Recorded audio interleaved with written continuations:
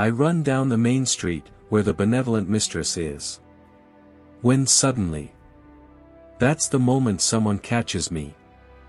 A single hand reaches out from the narrow alley, covers my mouth and somehow drags me into the shadows. I can't break free. I'm shaken to realize that even with my level 4 status, I'm helpless against the grip of a single slender arm. No one notices my sudden disappearance as I'm pulled deeper and deeper into the dark alley. Everything seems to happen several times faster than normal as the hand around my face holds me in the air. Hey, that hurts. My face and neck feel like they are going to break at any moment.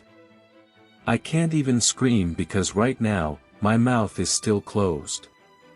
After screaming dozens of times in my head, I'm thrown to the ground in a deserted alley. What it was. My head keeps spinning as I sit up. So the moment I look up, I completely forget everything I was about to say. Before me is the hijacker himself. He is wearing a black combat outfit that covers his entire body, where only the white cloth tied around his waist and the white cape on his back, both embroidered in gold, stand out. His clothing seems more suited to a mage than a violent adventurer, or perhaps even a cleric in formal dress for a festival. And his limbs are incredibly thin. It's hard to believe he raised me by himself. But what catches my attention the most are the elf ears sticking out of her long blonde hair. His well-proportioned, erudite face is unmistakably that of an elf. You are. I'm on the verge of screaming, my mouth spitting like crazy as he adjusts his glasses, looking at me the whole time. Do not make noise. If you scream, I will crush your throat. My throat? I blanch, realizing it's not an idle threat. He really could do this. I start to shiver like a cornered rabbit under his gaze. I'm taking you away now.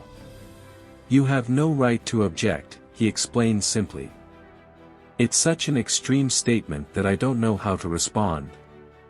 That's just a natural reaction, though. In Orario, this man is without a doubt top class when it comes to strength. Even I know his face. Hedin'S, also known as Hildesleif, one of the top-tier adventurers of Hestia Familia.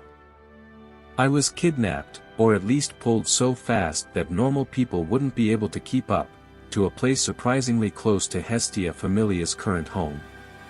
We are currently in the 6th district in the Southwest District.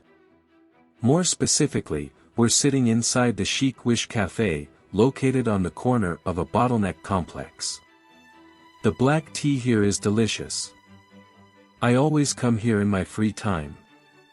Hedin, the first-year adventurer who brought me here, is holding his teacup and sipping his hot tea elegantly, as if nothing is wrong.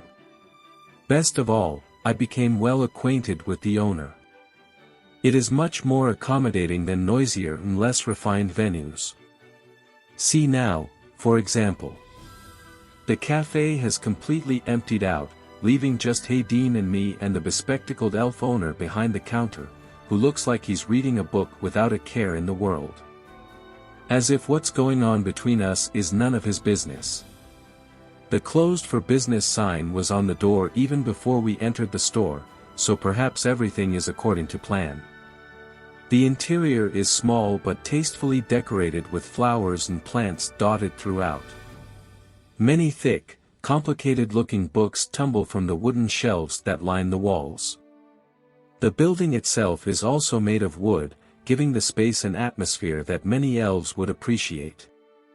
The truth is, I've been here once, no, twice before. The first time was with Hermes and Mikoto to talk about buying Haroheim's freedom. And the second time was when Finn sounded me out about proposing to Lily. Unlike any of these visits, I'm more tense than ever. The reason is obvious, I think. One of the city's strongest adventurers who I've basically never spoken to before dragged me here under threat of violence. So what do you have to do with me? I ask nervously, my tongue threatening to trip over itself. Sitting at the beautifully crafted table, Hedin places his teacup on a saucer and fixes his coral red eyes on me. It has to do with Lady Seer, of course. I swallow without thinking. It was just a hunch, but I had a feeling this could be it. Horn also delivered the letter yesterday. But Lady Seer. Seer is somehow connected to Hestia Familia? After recounting Hedin here, plus the incident with Vanna Freya, it seems pretty clear that several of her family's higher-level members have some sort of connection to Seer Guard duty, honorary titles. It's almost like they're treating her like a princess. Who in the world is really Seer?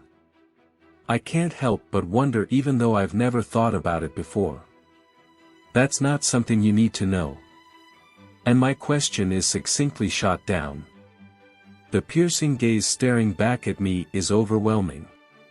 Besides, what would you do if you knew? Even if she had some kind of secret, would you treat her differently because of it? I'm surprised.